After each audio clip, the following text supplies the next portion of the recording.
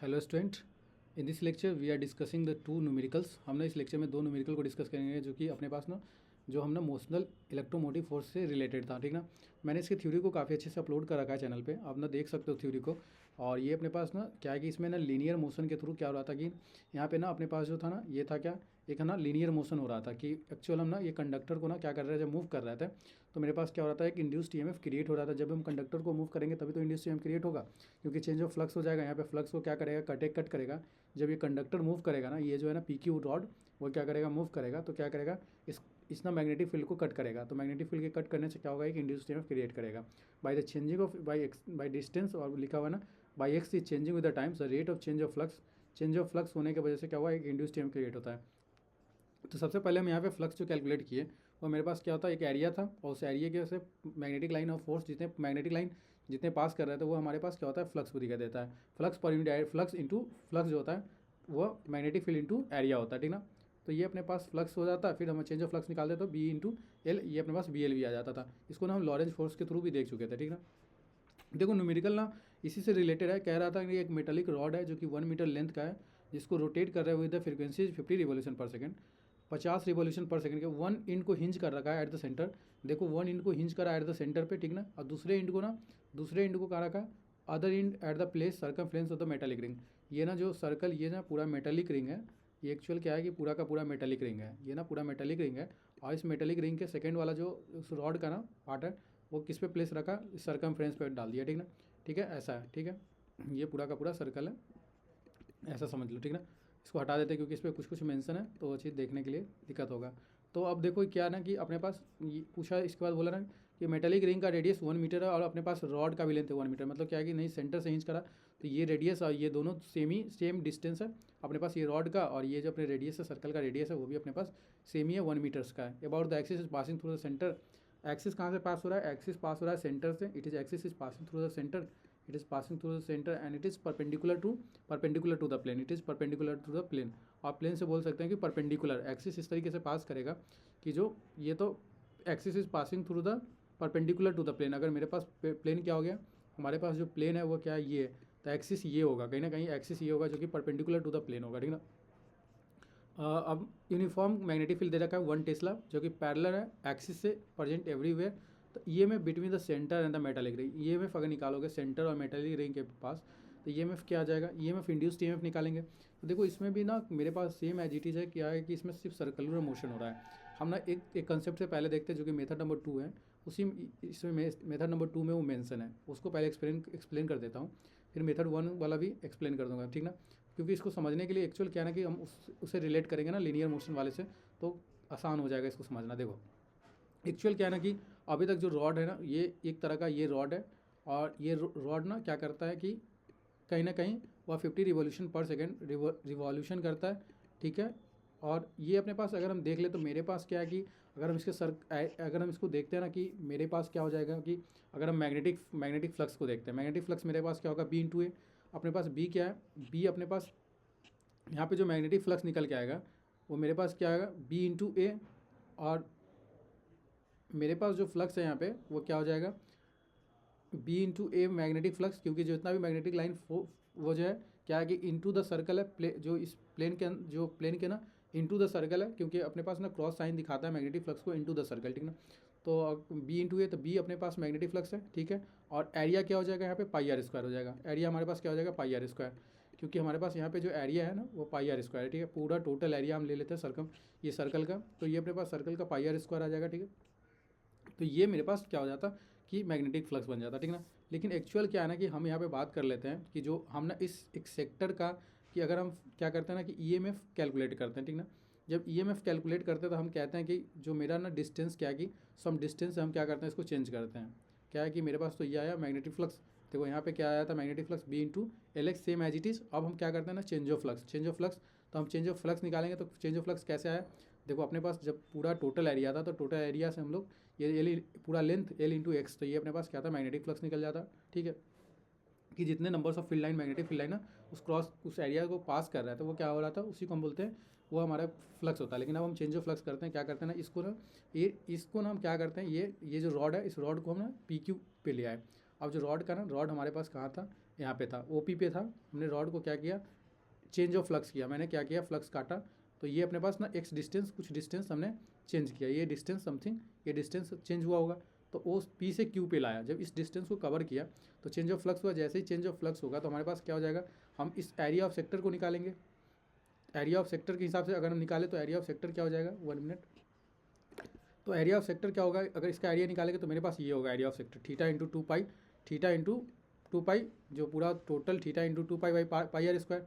ये तो area of sector निकलेगा। तो एरिया ऑफ सेक्टर मेरे पास क्या आ जाएगा, थीटा अपन 2 pi into pi r square, तो पाई से पाई कैंसिल हो जाएगा, तो अपने पास क्या हो जाता, theta into 2 pi R, theta by 2 into are square, ये अपने पास theta by 2 into R, theta into are square ये आ जाता। तो देखो मेरे पास जो ये आता आर स्क्वायर इंटू ये एरिया ऑफ सेक्टर हमारे पास ये आ जाता, ठीक ना। अब हम क्या करते हैं, ये हमारे पास चेंज ऑफ फ्लक्स, हमारे पास चेंज ऑफ फ्लक्स अब क्या हो गया कि हमारे पास B into D, B into area क्या, अब मेरे पास जो चेंज ऑफ फ्लक्स हो जाएगा, देखो अपने पास चेंज ऑफ फ्लक्स क्या हो जाता है, अब हमारे पास क्या है कि BLX, जो हमारे पास चेंज ऑफ फ्लक्स होगा वो क्या होता है, change of flux. Change of flux हम लिखेंगे तो चेंज ऑफ फ्लक्स मेरे पास क्या, BL इंटू एक्स। तो हमारे पास ये जो एरिया है ना, इस एरिया का हम अगर चेंज ऑफ फ्लक्स निकालते हैं इंड्यूस्ड ईएमएफ, तो हमारे पास क्या होता है ना कि ये होता है, देखो एरिया ऑफ सेक्टर ये निकलता, फिर हम रेडियस ऑफ सर्कल मेरे पास, तो हमारे पास बी इंटू क्या होता, r square theta divided by ये होता मेरे पास टोटल एरिया ना, एरिया ये हो जाता, ठीक है। तो अब मेरे पास ना एरिया ये एरिया होता, ठीक ना। तो हमारे पास जब इसको चेंज करोगे ना, इसको क्या करोगे, अब इसको ना चेंज करोगे तो तुम्हारे पास क्या हो जाएगा कि देखो डेरिवेटिव ऑफ हाफ तो बाहर निकल जाएगा, ये सब कांस्टेंट पैरामीटर है, बाहर निकल जाएगा, तो अपने पास क्या हो जाएगा, half into B R square D theta by D T. अब D theta by D T जो है ना, तुम्हारे पास चेंज ऑफ एंगुलर डिस्प्लेसमेंट, क्योंकि अपने पास क्या हुआ, एंगुलर डिस्प्लेसमेंट में चेंज आया, चेंज ऑफ एंगुलर डिस्प्लेसमेंट, तो चेंज ऑफ एंगुलर डिस्प्लेसमेंट क्या दे देगा तुमको, एंगुलर वेलोसिटी दे देगा, तो ये ओमेगा आ जाएगा। तो हम D theta by D T जो होता है वो ओमेगा होता है, ये देखो, तो अपने पास पूरा ओवरऑल क्या आ जाएगा, D theta by omega Z equal 2 pi F. तो मेरे पास जो इंड्यूस ईएमएफ का फॉर्मूला आ जाएगा B omega r square by 2 आ जाता है। तो ये मेथड नंबर 1 हो गया। तो देखो ये जो आया ना अपने पास जो ईएमएफ आया ना, वो क्या है, सिर्फ क्लॉज लूप का है, कि पूरे ना इस जो क्लॉज लूप OPQ है सिर्फ इस पोर्शन का है, हमारे पूरे इस सर्कल का नहीं है।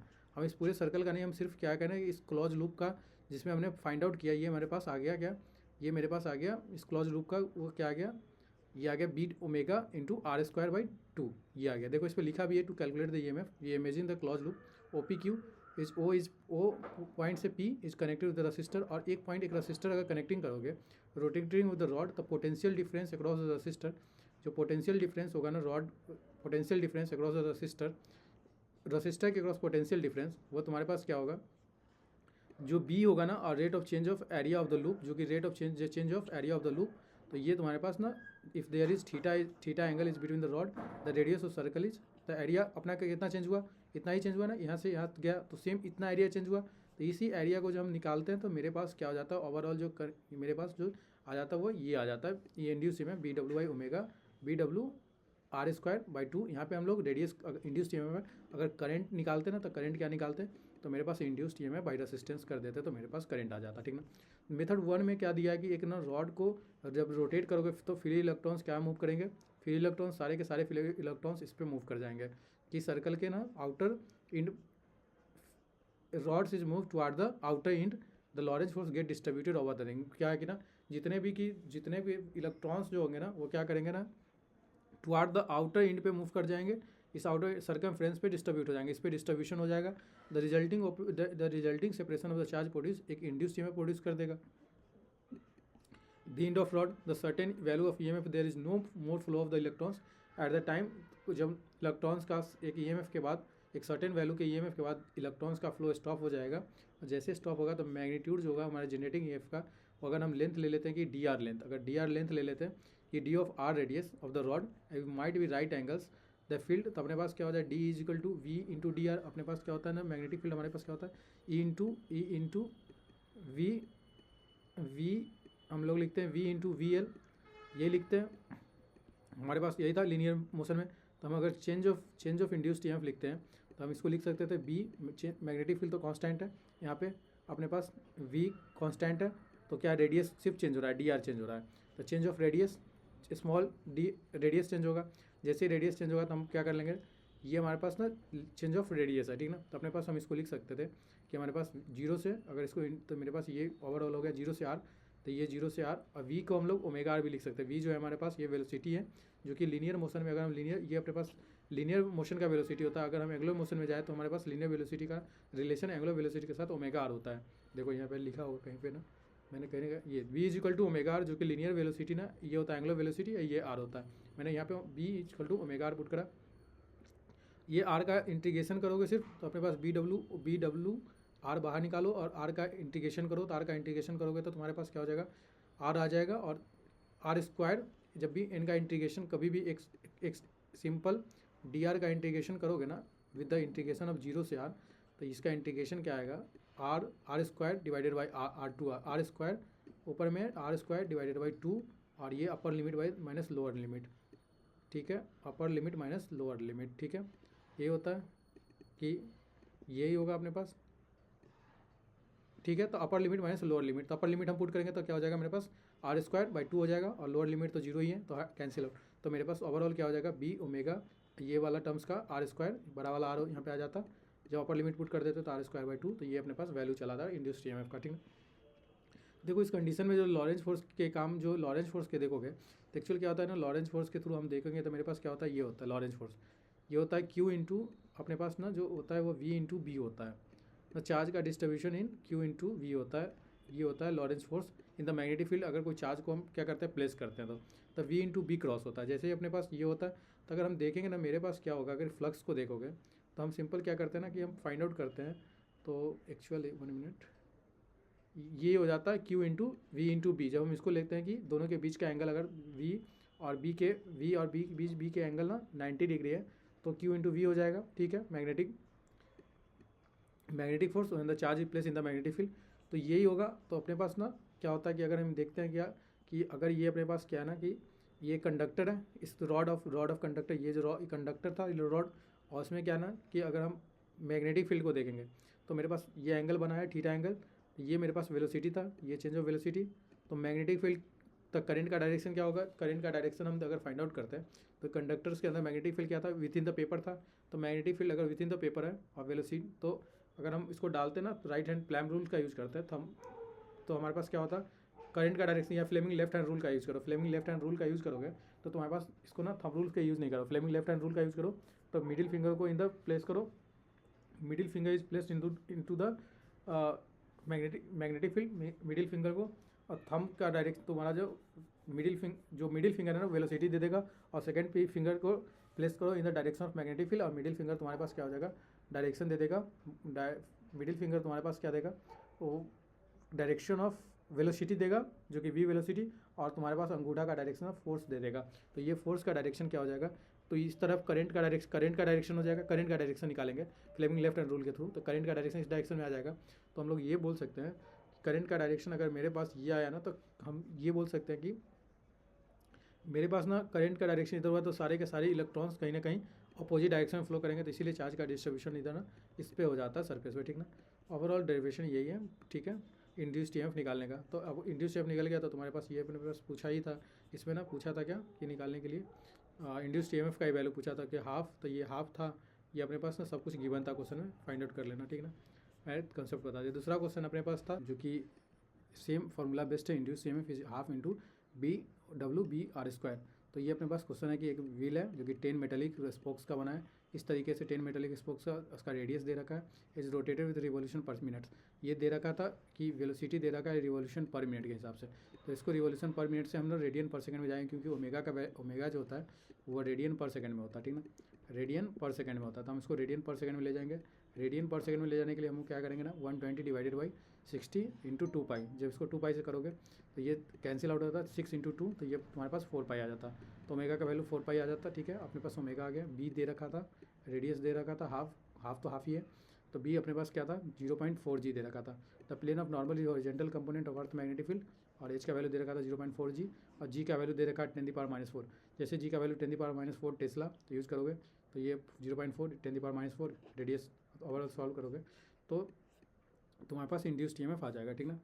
तो देखो, प्लीज़ लाइक दिस वीडियोज़ और चैनल को सब्सक्राइब कर लो, और कोई डाउट होता है ना तो कमेंट बॉक्स में ज़रूर मेंशन करो, मैं रिस्पॉन्ड कर दूँगा, ठीक ना। तो देखो मैंने काफ़ी कुछ बता चुका हूँ, पूरा इमोशनल ईएमएफ को अपना, इसके न्यूमेरिकल थे उनको डिस्कस कर दिया, और ये सभी मैंने डिस्कस कर रखा है, ठीक ना। आप देखो अच्छे से, कुछ ही बचा है कंसेप्ट ऑफ एडी करंट, और जो कि अगर सेल्फ इंड्यूस्ड ईएमएफ सब देखना चाहोगे तो तुम डिटेल में, तो बेसिक इलेक्ट्रिकल इंजीनियरिंग का एक बेसिक इलेक्ट्रिकल सर्किट करके ना मैं बता चुका हूँ अपने चैनल पे, मैग्नेटिक सर्किट करके, उसके प्लेलिस्ट में जाके देखोगे तो पूरा तुम्हारे पास में ये सब चीज़ें काफ़ी अच्छा से मैं बता चुका हूँ। Self induced EMF, mutual induced EMF, inductance, ये सब वहाँ से भी कवर अप कर सकते हो, ठीक ना। मुझे टाइम मिलेगा तो मैं इस पर भी वीडियो बना दूँगा, ठीक ना। तो आज के लिए इतना ही रखते हैं। Please like this videos and channel को सब्सक्राइब कर लो, ठीक है ना। तो थैंक यू।